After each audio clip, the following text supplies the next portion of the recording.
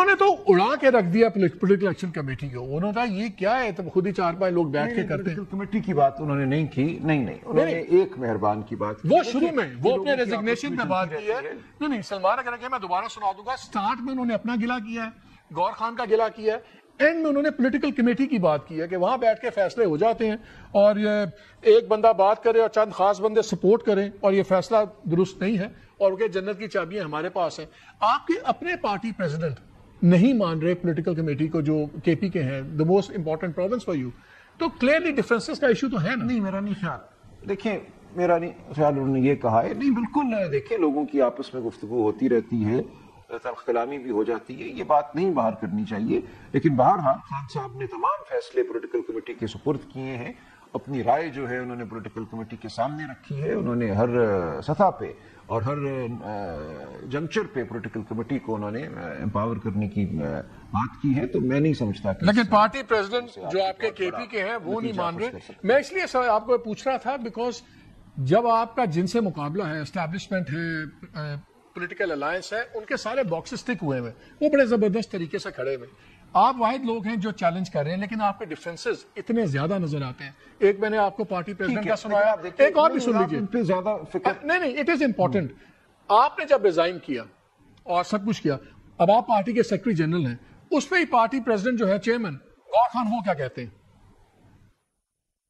بڑا انفارچونیٹ, میں ہمیشہ سے کہتا رہا کہ کوئی نہ کوئی چیز پارٹی کے اندر سے باہر آ جاتی ہے اور لوگ اس کو زینت بنا دیتے ہیں. اگر ایون استعفے کی بات آ جائے تو ایک مرتبہ حماد اظہر صاحب نے استعفیٰ دیا, دوسری مرتبہ دیا, ہم نے اس کو ایکسیپٹ کر لیا. جس وقت ان کا ایکسیپٹ کر لیا تھا اس وقت خان صاحب نے کہا تھا کہ کوئی بھی پارٹی لیڈرشپ والے پبلک میں اپنے ریزگنیشن کا ذکر نہیں کرے گا. اس مرتبہ میرے پاس اس کا ان رائٹنگ کوئی ریزگنیشن نہیں پہنچا. البتہ انہوں نے کہا ہے اور میں نے بھی اس کا سنا ہے, لوگ فلم نہ چلائیں. اس سے پارٹی ریزگنیشن ایک سیریس ایشو ہے. خان صاحب کی ہدایات یہ ہے کہ اگر پارٹی سے ریزائن کرنا ہے تو وہ مجھے بتائیں, خان صاحب کو بتائیں, لیکن پبلک میں کمنٹس نہ کرے, پبلک میں نہ بتائیں, اس پہ ٹویٹیں نہ کرے جب تک خان صاحب نے فائنل فیصلہ نہ لیا. ہماری باتیں باہر آ جاتی ہے, لوگ ایک پرسپشن ڈیولپ کرتے ہیں کہ اندر سے اختلاف ہے, یہ اختلاف رائے یا لوگوں میں گروپ بندیاں ہوں. سلمان راجہ صاحب سمیت کسی کو اپنے پارٹی پوزیشنوں پہ ٹویٹ نہیں کرنے چاہیے. یہ خان صاحب کے الفاظ ہیں. پارٹی پوزیشن بڑی سیریس پوزیشن سے, اس پہ فلمیں نہ چلائیں. آپ نے جو کچھ کرنا ہے پہلے فیصلہ خان صاحب کرے, اس کے بعد آپ کو نوٹیفائی کرے.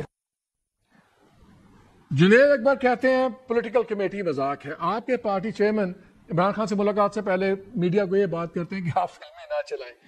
اس 3 ہائیسٹ پوزیشنز ہیں, ایک پارٹی پریزیڈنٹ کے پی, آپ سیکرٹری جنرل, وہ چیئرمین.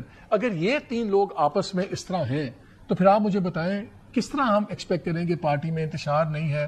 ہاؤ ڈو یو سے کہ بڑا ایک یونیفائڈ یونٹ ہے.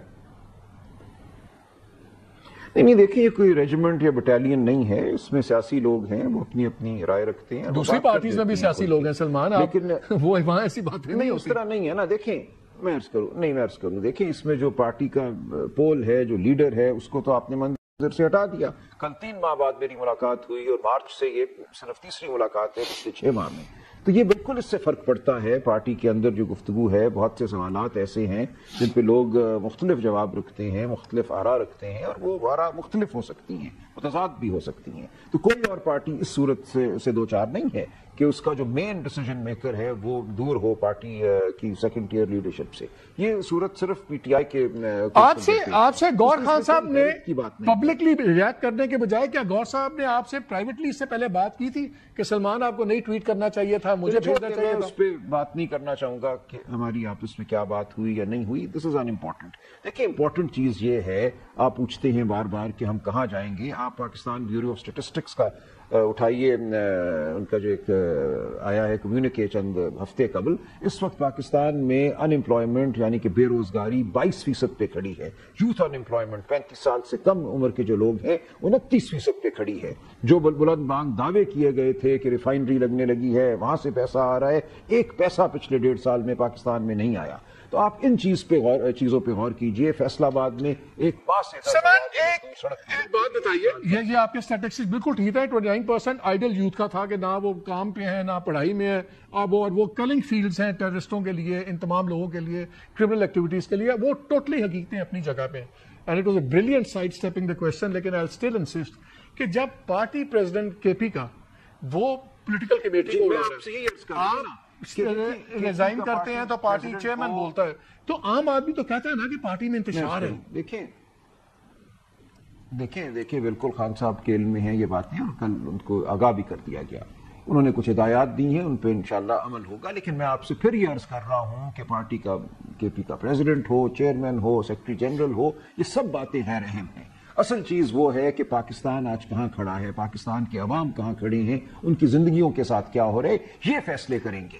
فیصلہ میں نے، آپ نے، گوہر خان نے، جنید اکبر نے نہیں کرنا. فیصلہ اس ملک کے کروڑوں لوگ کریں گے، یوتھ کرے گی، جن کی زندگیاں جو ہیں لاسٹ کوسچن کا اعتبار اس ملک سے ہم we are out of time. ایک کوئک کوسچن، ریئلسٹکلی اسپیکنگ آپ کو عمران خان صاحب کی ارلیسٹ رہائی کب نظر آتی ہے؟ بیکاز ابھی تو مے 9 کے مقدمات ان کے چل رہے ہیں، یہ توشہ خانہ چل رہے ہیں، سب کچھ ہے، اسٹریٹ ابھی نہیں پارٹی گرم کر سکتی.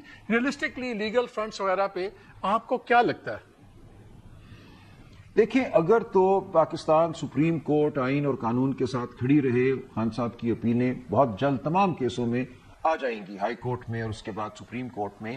توشہ خانہ شاید اب چند ہفتوں میں ختم ہو جائے گا، اس کے بعد اس کی اپیل ہائی کورٹ آئے گی، ہائی کورٹ سے سپریم کورٹ آئے گی. باقی تمام جو 9 مئی کے یا 26 نومبر کے مقدمات ہیں وہ ایک ہی قسم کے مقدمات ہیں، جن کو بار بار کبھی میاں والی میں، کبھی فیصل آباد میں، کبھی بکھر میں، کبھی کہاں FIR درج کی گئی ہیں. در حقیقت ایک ہی مقدمہ ہے 9 مئی کا اور ایک ہی مقدمہ ہے 26 نومبر کا. تو یہ 2 ہی مقدمات ہیں. اس کے علاوہ القادر ٹرسٹ ٹائم لائن آپ کے خیال میں کیا ہے؟ پچھلے کئی ٹائم لائن موسٹ آپٹمسٹک آئین اور قانون کے مطابق معاملات چلیں تو کوئی وجہ نہیں ہے کہ وہ ایک دو ماہ میں باہر نہ ہوں. لیکن ٹرائل کا ختم ہونا ضروری نہیں ہے، بیل کی بات ہے نا، ضمانت کی بات ہے. تو ان تمام مقدمات میں ان کی ضمانت جو ہے وہ اگلے 1.5-2 ماہ میں ہو سکتی ہے. لیکن اس بات کا دار و مدار اسی پہ ہے کہ ہماری عدلیہ کیسے چلتی ہے. 26ویں کے بعد امید ہے آپ کو؟ 26ویں امینڈمنٹ کے بعد دیکھیے، امید تو میں ختم کر چکا ہوں نا. میں نے اب 26ویں ترمیم کے بعد ملٹری کورٹس کا مقدمہ بھی بھگتا ہے، ریزرو سیٹس کا مقدمہ بھی بھگتا ہے. تو میں جانتا ہوں کہ امید کرنا اب بے سود ہے.